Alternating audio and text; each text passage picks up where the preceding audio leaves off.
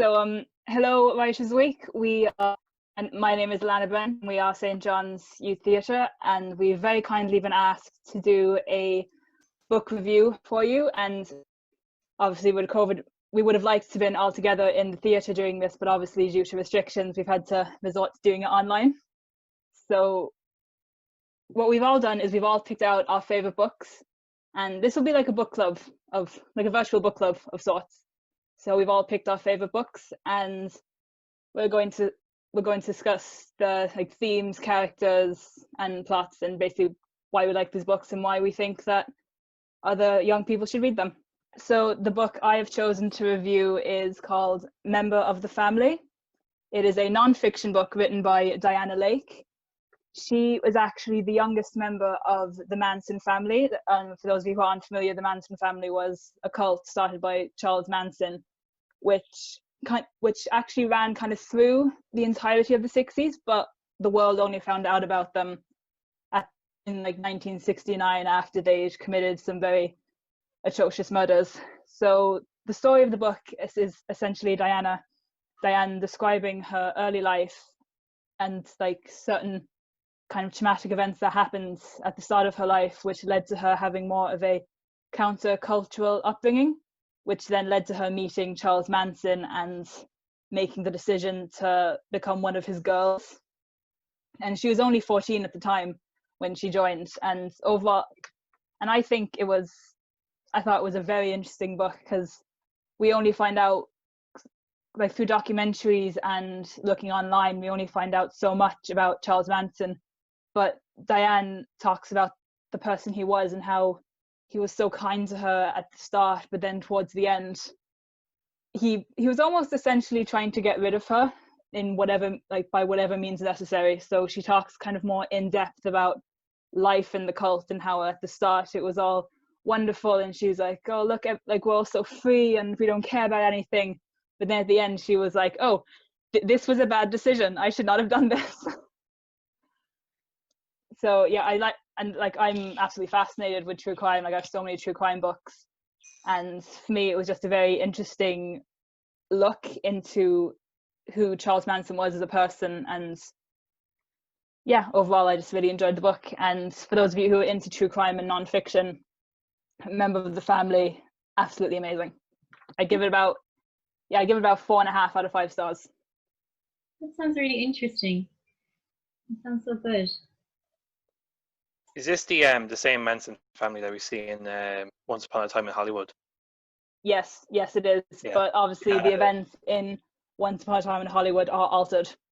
Yeah, so, obviously. Yeah. But it's kind of based upon the same. Yeah, the film. What happens in the film is based upon.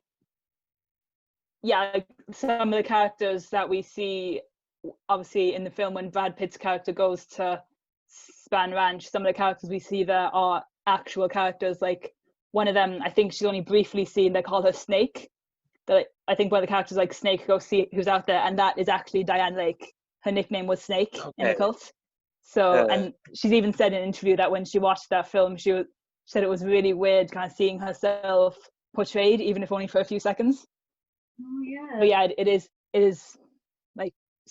very the same Manson family from that movie. That's so interesting.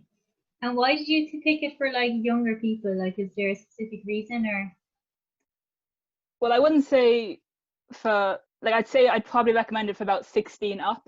Oh, okay. And obviously, yes, I wouldn't recommend it to a first year in secondary school. but obviously in leaving cert history, you do learn you learn about counterculture in in the 60s in America, and they the history book I had briefly mentioned the Manson family. And then I found this book last year. I actually, after watching Once Upon a Time in Hollywood, and I was like, oh, I want to know a little bit more about this. And then this book I found it on a bookshelf, and I was like, it's a sign, I must read it. But yeah, I would recommend it to anyone who is interested in true crime. My true crime obsession began at around 16, so I definitely recommend it. Yeah, I'll go. So yeah, so the book I chose was Normal People by Sally Rooney. And the reason I chose it is because it was very popular this year. Of course, during lockdown, the TV show came out, and so I decided to choose that. And also, I feel like it's quite relatable for like teenagers, especially Irish teenagers. I feel like it was a really accurate representation of like relationships, and also like just the transition from secondary school to college. And it just kind of, I related to it a lot, and that's why I kind of chose it. So like the story revolves around Conor and Marianne, and they start forming like a relationship in school, despite the fact they're from very different kind of social kind of classes, as well as like economic classes, because Conor's mother is a maid in Marianne's home. And of course in school as well, there's kind of a lot of contrasts, like Conor's quite popular and well known, Marianne is kind of an outcast, and it kind of just follows their relationship throughout their young life, like through leaving cert year and then into college, which I found really different and interesting. Like not a lot of books really like go through a couple of years of their life. So yeah, that's kind of why I chose it, and that's the main story of it. So do you think that the portrayal of kind of teen relationships was accurate, like when you were reading it? Because I know some kind of young adult books give this big fancy idea of like first love and young romance, but do you think that that book was different? Did it portray it in a more like realistic way? I think it definitely did. Like I've never read a book anything that portrayed it that way. It's always like very stereotypical, kind of happily ever after. Like there's no like miscommunication or misunderstandings, but in real life, I think it really showed like real life. Like if you even think of the title "Normal People," it actually kind of did show normal people, because in real life there is misunderstandings and communication. Like it's not always black and white. And I think especially in the way like kind of relationships in like Ireland and stuff, I feel like dating and stuff like that isn't as common. It's more kind of casual, and things kind of progress from there. So I definitely think it was a very interesting take on kind of like relationships and love, and kind of more real than like kind of fairy tales you kind of see a lot in books. Cool. And how come you, well, no, you said why you recommend it to young people as much. Yeah. So, and what would you give it out of 5 stars? I would give it 4.5 out of 5. That's good. Pretty high. Thank you very much for your thank you very much for your book recommendation, Niamh. Conor, would you like to go next? You're reviewing The Maze Runner, I believe. I am, yes, I am. Yeah, sure, I'll go. Yeah, so if you didn't hear Alannah correctly, I am doing The Maze Runner by James Dashner. Yeah, remember the name. I think the reason probably I've chosen this one is because we're all kind of, the whole COVID situation that's hit us this year, we've been in isolation, and it feels like we've kind of been trapped at times, and that's kind of how the characters feel in this novel, in a more literal sense, I guess.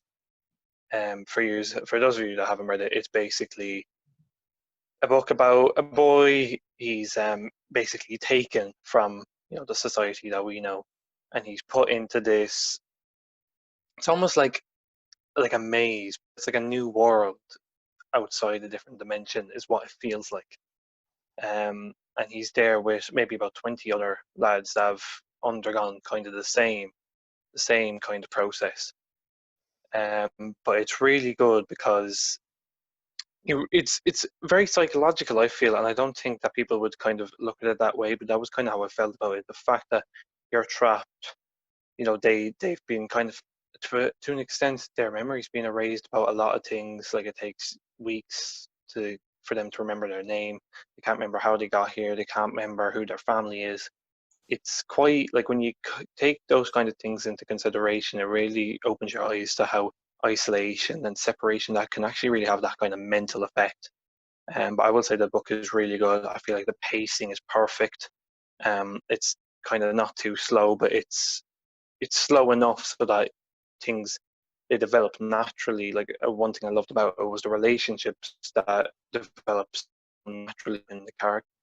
And Alannah, you probably know that I am not very fond of the film adaptation of Yes, this you one, mentioned that. and one of the reasons because the pacing is so poor in it. pacing of the film is way too quick. There's no time. Like when it comes to film and TV, I love quick pace. I don't want things to be drawn out.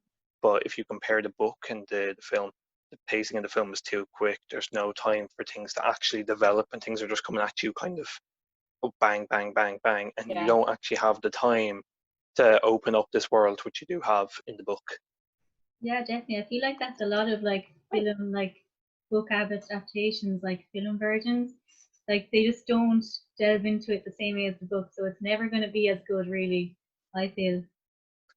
Yeah, and like I know I think that obviously, yeah. Oh, sorry, go on, Alannah. so. I was gonna say I think another example of poor book to film adaptations with like the pacing is The Shining. Like Stephen King has said himself that the whole point of the book and the character of Jack's kind of descent into madness is it's slow. And like I haven't read The Shining, but I watched the film the other night and I could see what he means despite not reading the book. Like the film's about 2 hours long, but it kind of gives you like a timeline of it. So it's like a month after in the hotel, then a week then like 5 weeks in the hotel, he's already lost his mind. I was like, that's a bit quick. Like, wouldn't it not be a bit slower? I feel like some stories. Yeah, like I do get it with like pacing in book and film. Yeah, and even like yeah, I would have like some books like with pacing, I'd say. Sorry, Conor, you were saying something. Sorry. No, I was just gonna say, like, I would compare this kind of book to film adaptation to that of the Hunger Games, which I thought was a much better adaptation, even though it wasn't. It was flawed. I found the Hunger Games adaptation very flawed. I know I'm going up a bit off topic now, but I'll use it to make a point. That I know, obviously, you can't include everything, obviously, that was in the book, because then you'd have a film that was about 2 days long. But when there are certain things that the Maze Runner missed out on that were key parts and that connected the dots to the story. An example of it was kind of the telepathy between two characters, and that helps to build that relationship, and that relationship is a core part of the character development, and that's not really seen on screen. And also the climax. The climax is this big, kind of organized climax of a plan in the book, and it has about 4 minutes of screen time on the screen between about over maybe, I don't know, 70 pages. It gets kind of that screen of, it is an anticlimactic climax, realistically. But yeah, look, the book itself, it's really good. I would definitely recommend it. I'd probably give it, I'd say 4 stars out of 5. That would probably be what I would give it. I think that's a fair enough rating. But yeah, And have you read the entire series, or is it just the one book? Like, would you recommend the entire series? I'd like to say I've read the entire series, but I can't say that. I can only talk for the first book. I was kind of turned off after watching the film. Not really. Yeah. But not really. But I haven't gotten around to kind of buying the other ones and reading them. But yeah, I would say if you're stuck in isolation and you want to feel kind of sorry for other people, or make yourself feel a little bit better about it, then yeah, I would say this is a good book. Yeah. Okay, thank you for your recommendation, Conor. Ella, would you like to go next and just tell us the book that you're reviewing? So the book I picked was To Kill a Mockingbird. It was written by Harper Lee and it was published originally back in 1960. And it's set in Alabama, and of course, Alabama is famous for the racism it used to produce. So basically, it's written from the point of a young girl as we see her struggling to understand the problems of racism and also rape at the same time. So the book kind of revolves around a court case in which one of the town's Black residents is accused of raping one of the white girls in the town. And Scout's father, Atticus, he's a lawyer, and he agrees to defend the Black man. And I just feel that even that was very brave of him, because just agreeing to defend him in a court case did give him threats from the local community. And I feel he's a good role model, because he really believed in equality, even though it was back in 1930 where the book takes place. He kind of guarded his jail cell at one point, as he figured that a mob would go to try to lynch his client, so he actually camped out all night to protect him. And I just feel that especially today it's very relevant, because even though back then the problems of racism were a lot worse, I feel it's a lot necessary to like understand what it was like back then to see how far we've come. Even though racism is still a very protruding problem today, it is very necessary to understand how far we've come and still how many more changes need to be made, but it's progress.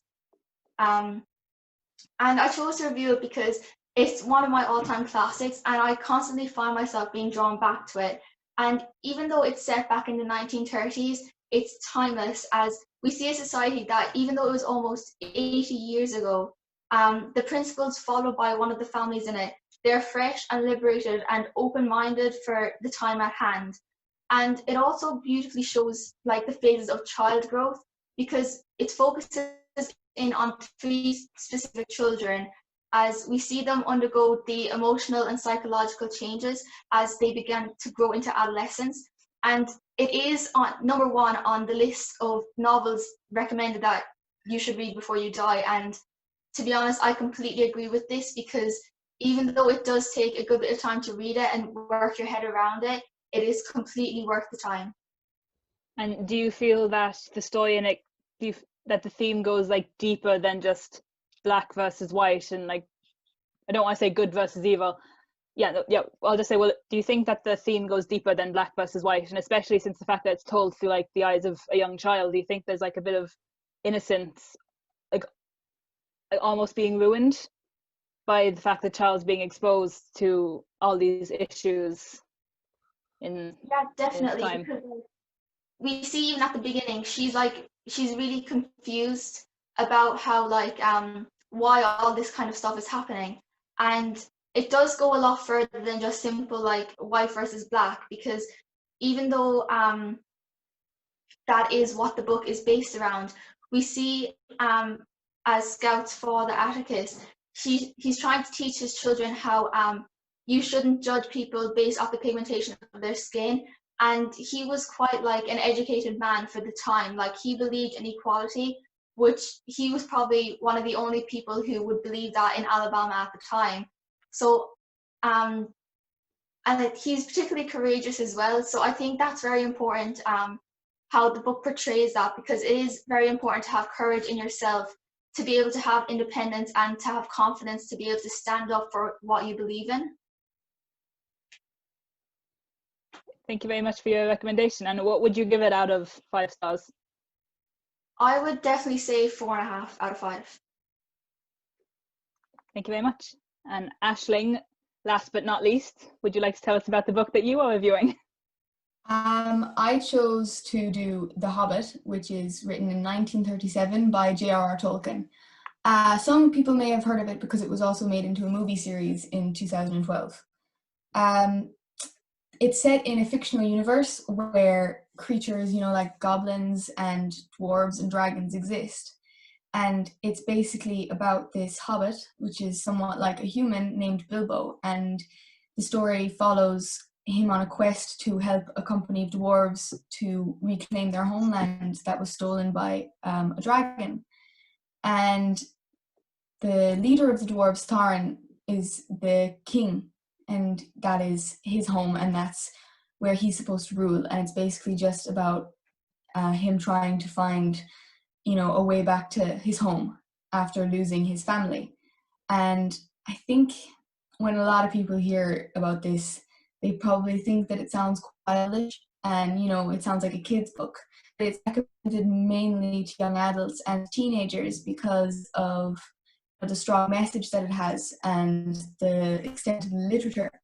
And I think that, there's so many prominent themes like, bravery, and, we see this, timid homebody hobbit living quietly in his home to becoming this hero at the center of an adventure. And I chose it because it's one of those books that never really gets old, and the more you read it, it's like the more connected that you get to it. And it's one of those books that where you know, there's so much detail and imagination gone into it that it's nearly as if, you know, you're living it yourself and you're seeing it from the perspective of the characters rather than the perspective of the reader.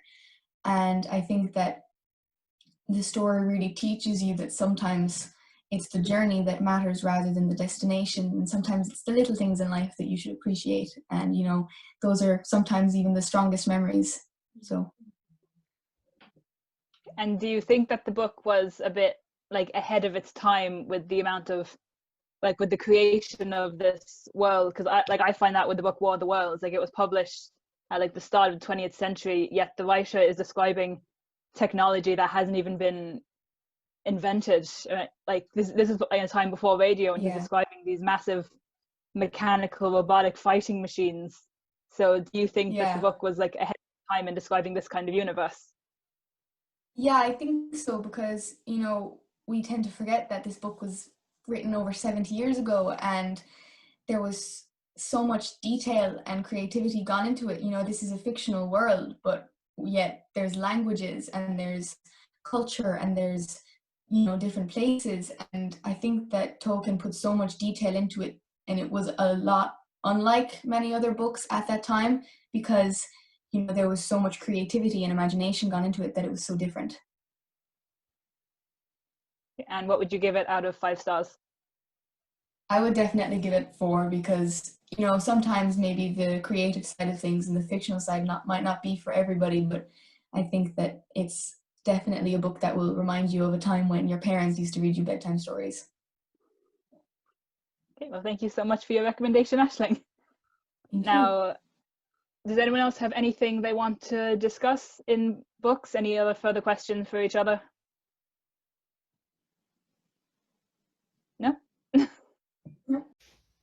My Brother's Name is Jessica by John Boyne tells the story about the Waver family. Mom, the ambitious politician, Dad, her right-hand man, and their sons Sam and Jason. Sam being the 13-year-old narrator, Jason being his brother and seeming to be the stereotypical 17-year-old, best football player on the school team, and has a really pretty girlfriend. At the end of the first chapter, the narrative changes completely when Jason comes into the living room to tell Sam and his family a big secret. He turns to Sam and says, I don't think I'm your brother, I actually think I'm your sister. Cue family uproar as the different members of the family try to come to terms with the news they've just heard. I picked this book because the represented issue is prevalent in modern society. As a community, transgender youth are severely underrepresented. I feel strongly about this topic. The novel highlights the trials and tribulations faced by the latest generation of transgender people, and focuses on the important struggles such as lack of support from friends and family and judgment from peers. I think that the experiences and obstacles of trans youth should be brought to the forefront of modern media. This will help validate and comfort the next generation of transgender youth, while also informing and educating cisgendered people about the correct behaviour and responses towards trans people. The bottom line here being that the trans community as a whole deserve our respect and compassion. Through education, we can make the world a safer, kinder, and more accepting place. Boyne clearly understands this and takes and tackles the topic in his book. This book is a must-read for everyone because few other novels give such a platform to such an underrepresented voice. As cisgendered people, we must help bring awareness to the mistreatment and make the world a more accepting place. I think that the novel gives an accurate and emotive portrayal of the unique experiences and obstacles faced by transgender youth. From speaking to a close friend who is part of the trans community about this book, they said that it allows people to identify with and further understand the experiences that transgender teens go through. Boyne also highlights the struggles of the close friends and family of trans people. The novel, which is narrated by Jessica's brother Sam, shows how the road to self-acceptance can often rely on the acceptance of others. For the majority of the novel, Sam denies the fact that his brother is now his sister. This really upsets Jessica throughout the novel. This shows the realistic gap between acceptance and denial. The road that trans people and their families have to walk is a tough one and requires a lot of courage and self-acceptance. It takes a lot to be an openly trans person in today's society. Thank you.